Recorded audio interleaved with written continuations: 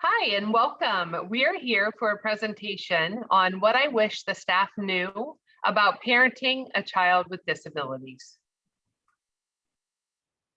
I'm Jody Payne. I'm a director of special education and health services.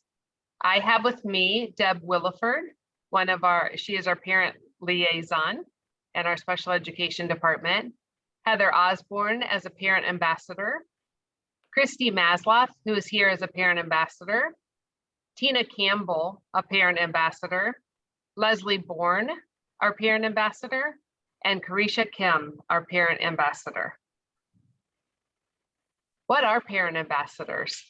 Parent ambassadors are mentors who support and enlighten fellow parents of students with IEPs and those seeking direction as they consider special education.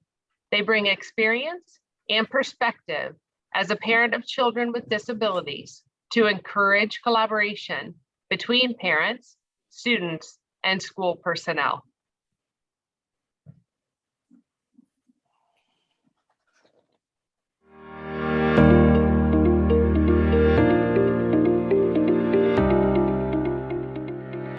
Hi, I'm Jody Payne, Director of Special Education. Hello, my name is Deborah Williford, and I'm your Special Education Parent Liaison. And I'm here to talk to you about our recruitment for parent ambassadors. The network begins with parent ambassadors who are mentors that support and enlighten fellow parents of students with IEPs and those seeking direction as they consider special education. They bring experience and perspective as parents of children with disabilities to encourage collaboration between parents, students, and school personnel.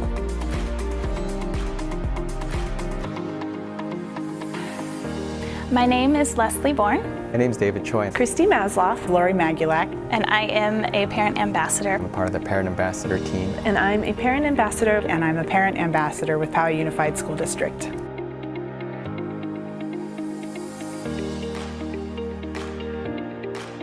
The idea of volunteering your time when you have kids with special needs already, you know that there's a good reason that I'm doing this. So it is because I want parents not to feel helpless. I want them to know that they have a say, they have a voice, they are the most important person on their kids' advocacy team, and I want to help build that confidence. I want them to know that they're heard. I'm looking forward to being a parent ambassador to work alongside other incredible moms and dads that are doing this as well, so we can make it a little bit less lonely for each other. My interest in the Parent Ambassador program kind of started when somebody told me what it was going to be, and that I was going to be someone that other parents who are starting out in the district could come to if they have questions or they just need somebody who's been there. That's the one missing piece when my daughter started in preschool that I wish I had had, is having people ahead of me to tell me, you know, what to expect, or just to have somebody who's been there and kind of understand what I was going through. You know, as a new parent in general, things already feel awkward. And if you're a SPED parent, it feels even more awkward. So yes, in terms of just that inclusion of not just for the kids, but for the families to get to know each other and to find like-minded people, that we're all in it for the same purpose in that, I think, to make sure our kids get everything that they deserve. I think one of the best parts about being a parent ambassador, just from the beginning of this program and working with the rest of the team, is knowing how valuable each individual parent's experiences have been. So we aren't all carbon copies of each other. We don't all have kids with the same diagnoses or combos of diagnoses. Everybody has something unique and special they can bring to this, and everybody is important to this process. So if there's any interest at all, definitely jump in. So if this sounds like you, then this may be an opportunity for you to shine.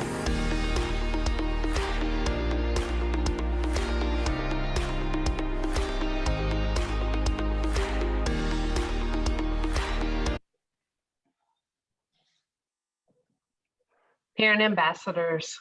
Parent ambassadors are parent volunteers, mentors to support, guide, and empathize on based on personal experience. They're a referral source for school and community resources.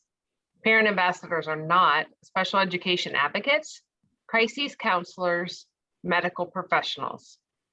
Kindly refer a parent to a trained professional or organization if necessary. The goals of our parent ambassadors. The goals are to assist parents of special needs students by providing info about the services offered within the PUSD district, alphabet soup of IEP meetings, special education information and how to navigate the system, transitions, resources and services available in the community, and to connect with other parents who have been there. Hey, thank you, Jody. Hi, I'm Deb Williford, and I am the mother of Sophia, who's in this picture with me, who is currently in the Abraxas Transition Program. I've been part of the special needs community for almost 20 years, and I've also worked as an instructional assistant for 6 years in PUSD before becoming the parent liaison.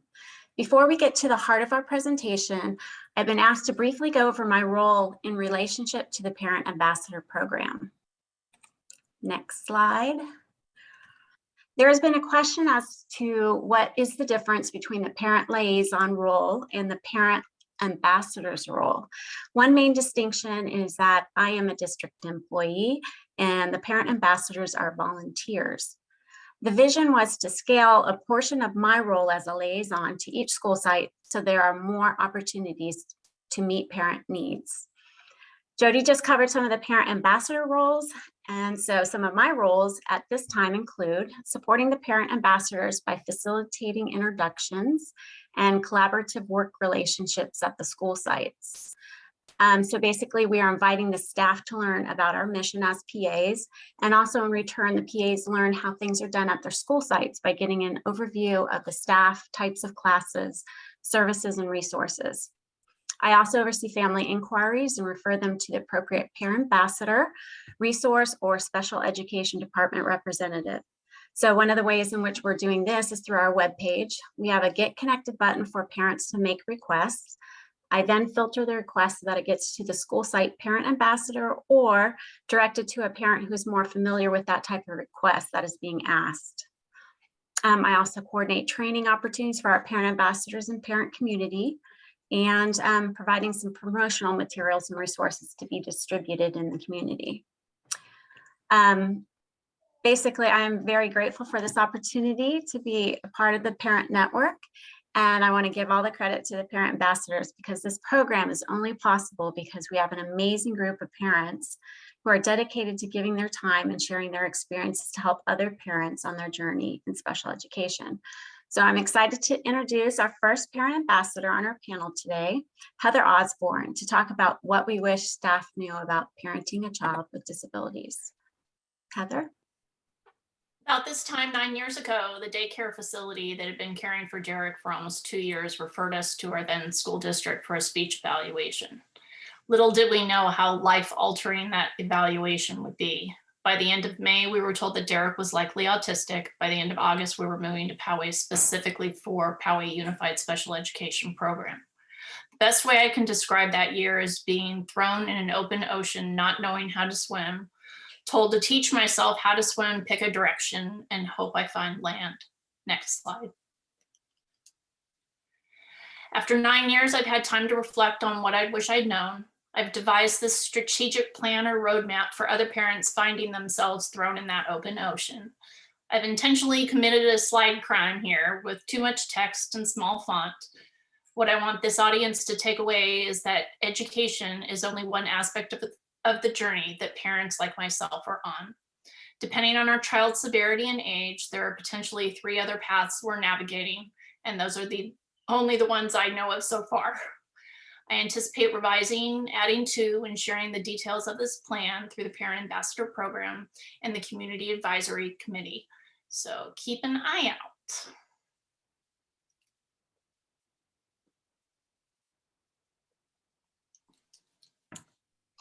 All right, welcome everyone, and thank you again for joining us. My name is Christy Masloff, and I am the parent ambassador for Chaparral Elementary and Valley Elementary. I would like you to meet my daughter, Brielle. She's 12 years old and in the 6th grade at Bernardo Heights Middle School in the Critical Skills program. Brielle is the happiest, smiliest, sometimes silliest, and snuggliest kid I have ever known. Her laugh and smile can light up the room and make your worst day so much better. Next slide, please. These pictures you see of Brielle show how many of the things that are not only important to her health and development, but that she loves. From school therapies like adaptive physical education or APE to therapeutic horseback riding, every activity shown was presented to us either from one of her amazing teachers or through another family living a life similar to ours. When Brielle came into this world, she completely changed our lives. Immediately after birth, she was whisked away to the NICU for breathing complications and thus started our journey into a completely foreign world as parents of a child with disabilities. Medical doctors and terms became a part of our vocabulary. The nurses were fabulous at not only taking care of Brielle, but taking care of us as new parents as well. Every test that was performed on Brielle was explained to make sure we knew exactly what was going on. 2 weeks after birth, we had one of the best and worst days of our lives. They told us that Brielle was healthy enough to go home, but then pulled us aside into a separate room to deliver the news that she had an ultra-rare chromosomal abnormality called 18q deletion. So rare is her condition that the genetics doctor who wrote the book on genetic disorders had never seen a child like ours, but knew they existed. To give us the news, the NICU doctor essentially opened the genetics book and read all that could potentially occur with Brielle. Terms like failure to thrive, heart conditions, kidney problems, behavioral challenges, nonverbal, non-ambulatory were thrown at us. We didn't know what any of this meant and had no idea what to do next. Thankfully, we live in a city where there are numerous resources for families like ours. Finding the right pediatrician to help us navigate through some of the beginning stages of Brielle's life were crucial. Next slide, please. What I want you to know as a part of the staff of Poway Unified School District about being a parent of a special needs child is that we don't know what we don't know. There is no practical manual on raising a child, and this is especially true for a child with special needs. We as parents rely on the expertise and experience of those we meet to help us navigate what is best for our child. From the day we learn that our child will experience life differently, we have to wade through the alphabet soup of doctors, therapies, meetings, interventions, resources, and more. The acronyms and titles you see before you are just a snippet of what we see. We know that you don't have all the answers, but we hope that you will help and share with us your knowledge as educators. As parent ambassadors, we hope to help in a similar capacity because we are living the life and have our own experiences to share. Thank you for taking the time today to listen to our stories, advocate for our children, and share in our journey. I hope you know how truly important you are. Thank you.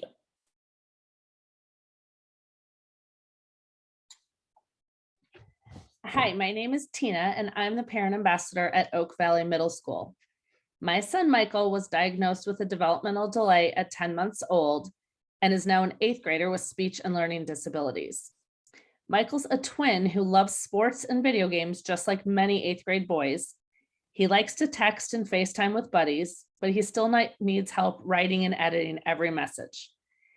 He's also, unlike his peers, terrified of startling loud noises like fireworks at ball games and balloons. So it takes tons of extra therapy, planning, and accommodation for him to just hang out. You can go to the next slide. It's hard to go to a live sporting event or even for him to arrive in an ASB dance walking through a balloon arch. All that extra work to do these things that he loves and get him the support he needs creates a huge emotional toll on our whole family and on our relationships. Next slide. For parents of kids with disabilities, it's tough to make friends in the typical manner. Our kids often attend therapy appointments instead of youth sports, scouts, or other clubs. Our lives can be draining to those who don't get it, and even sometimes to those who do. We have sadness, grief, and guilt, even in our child's successes. Siblings can carry an additional burden. In our case, we are extremely fortunate that Michael has a twin brother with similar interests. We have had successful relationships in great part because of that, but we are also aware of the extra expectations and responsibility we place on William. Many siblings miss out on their normal life activities when we parents are swamped with extra external therapy and specialist appointments, or even just general burnout. I never thought of myself as a big planner or advocate until parenting Michael. But now here I am. Our family once traveled to Mexico for a vacation, and Michael only drinks milk, particularly chocolate. So I did contact the hotel in advance to be sure it would be available, but never in a million years did I expect it to be served over ice. After an epic meltdown in a restaurant, our whole family now knows how to say "Sin hielo." Our schools are doing an excellent job in focusing on inclusion, but many programs outside of school are not built that way, adding that burden of advocacy to parents. Michael wanted to play Little League, and our local league was willing to do whatever it takes to keep him involved as long as possible. But they didn't know what that meant. So I had to help them build an inclusive environment, walking side by side with the coaches, even acting as a dugout coach for one game. And we parents are doing things like this every single day in sports, in clubs, in churches, at birthday parties. We are always tired. Prior to winter break, I attended a special ed department meeting where the staff was sharing their excitement over upcoming time off, fun vacations, rest, time with family. And it was surprising to some of them to hear that we parents are often dreading long, unscheduled time off. Don't get me wrong, we love our kids. But if we are always coming into meetings seeming frazzled, emotional, or exhausted, it's because we are.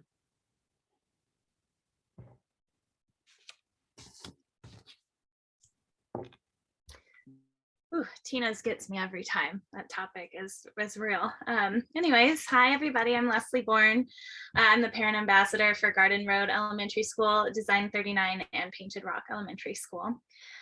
And this here is Nathan, my oldest of 3 awesome boys.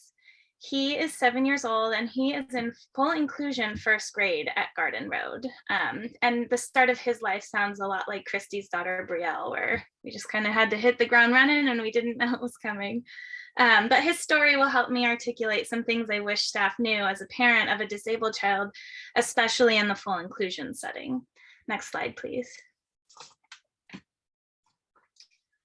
My passion as Nathan's mom is for him to experience the joys of life just like his typical peers, not only to be accepted for who he is, but fully included as well.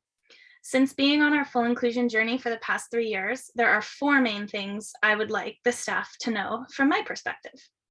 Number 1, I think full inclusion should definitely be on the table for every student, but as passionate as I am about it, we need to make sure it benefits the student with the IEP as well as all others involved. Number 2, when a student is placed in full inclusion, this is time for everyone to get creative and not settle for the bare minimum. Even getting the students involved and just thinking outside the box of ways to adapt different things in the classroom or on campus is a fun way to get everyone involved and everyone wins. Number 3, I'm a huge advocate for ability awareness training. We've done this every year in Nathan's class, and it is so well received. It helps others get to know the student who might not be able to talk about themselves, which helps highlight them as a person and not just their disability. It allows kids to ask questions they might be uncomfortable asking without this kind of opportunity. And trust me, kids come up with some amazing observations and questions that lead to helpful answers. And I have a dream to make trainings like this happen for all students, staff, and even parents, so we can all be on the same page when it comes to kids with disabilities. And my last point has been talked about by other parent ambassadors, but I felt the need to touch on them too. The feelings of fear and guilt creep in often. I'm always questioning if inclusion was the right choice for Nathan, and I feel guilt often for how much work goes into a day just for Nathan. I know Nathan is so loved at Garden Road, but I can't help feeling these things from time to time. I also wish communication happened more often. Nathan is nonverbal, so I really don't get to hear about his day. And more communication would be so great, so I know how he's doing, and so I can figure out ways to support school growth from the home front. Next slide, please. Here are some pictures of Nathan with his buddies throughout the years of full inclusion. They push him on his adaptive swing, they read to him, they include him in running club. Even virtual school last year was adapted for Nathan. And actually just tonight he joined a minor B Little League team with some of his classmates, and it was amazing. So inclusion, whew. Anyways, amazing teachers like Mrs. Evans, Mrs. Whitaker, Miss Vella, and Nathan's literal angel on earth one-on-one aide, Miss Marissa, have made full inclusion a dream. I mean, the whole team at Garden Road in general they're just always on it. Everywhere I look, Nathan is being cheered on. And my favorite part is that Nathan learns from his peers, but they also learn from him. Inclusion is a win-win for everyone. Thank you.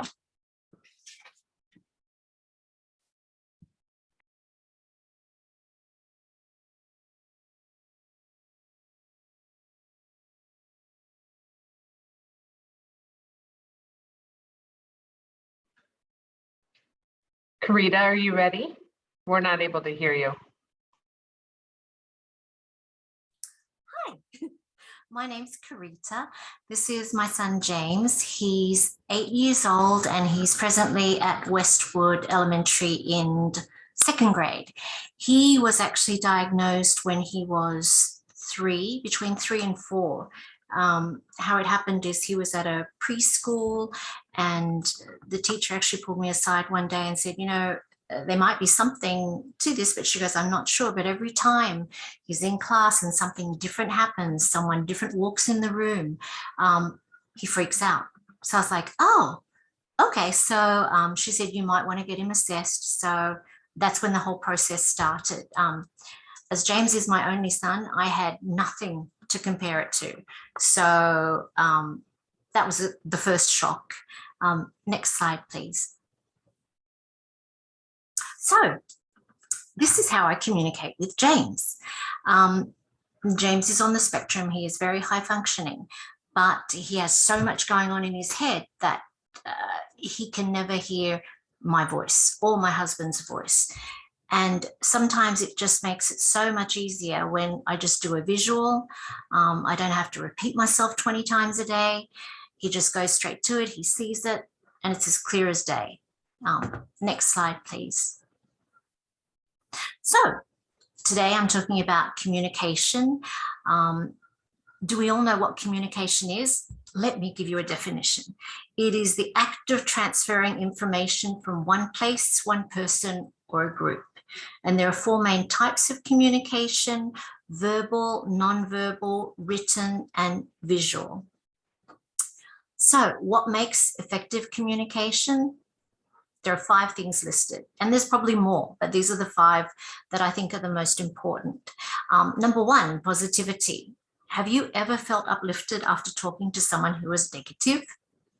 I don't think so. Be a great listener. Sometimes you don't have to say anything. I know it's always there that you want to say something, but sometimes it's just great to listen. Be an echo to that person, because then that kind of means that, oh yes, they understand me. Be a mirror, and most importantly, as always, is be real. If you can't be real, then you know what, it just doesn't cut it. Next slide, please. Here I'm talking about parent and teacher communication. Teachers are very important in the lives of our children. We send our children out to the world every single day, 5 days a week. We really don't know what's going on in the classroom because we're not there. I would love to be there. I would love to be a fly on the wall and see how he acts during the day, you know, how he interacts with everyone, but I can't, you know, we're not allowed to do that. So I rely on the teacher. James has had some wonderful special ed teachers throughout Westwood. You know, we wouldn't have got through this whole process without them. If teachers and parents work together, it helps achieve the optimal learning environment for the child, both at school and home. And all that we really want is that our children have a fair chance at learning. You know, that's all we want, because as the parent of a special needs child, I think we all innately feel that no one sees the value of our children, and that's why we fight so much for them. So let's collaborate, let's accept, let's reach, and let's encourage. And the word care, which is really important. Next slide, please. This is James from when he was little, as he's grown now. When he was little, he was non-verbal till about 3. But as he's gone through the special ed system, he has come leaps and bounds. Now I can't keep him quiet. You know, there are some days where I just don't want to hear a question at 6:30 in the morning, but you know what? It's okay. Next slide, please. So all that we would ask is that you help us elevate our kids so that they can be on top of the world, because we all know that that's exactly where they belong. Thank you for your time. Thank you, parent ambassadors, and Deb as our parent liaison. For those of you that are interested in getting connected with our parent ambassadors, please access the QR code here, and we look forward to hearing from you. Thanks again.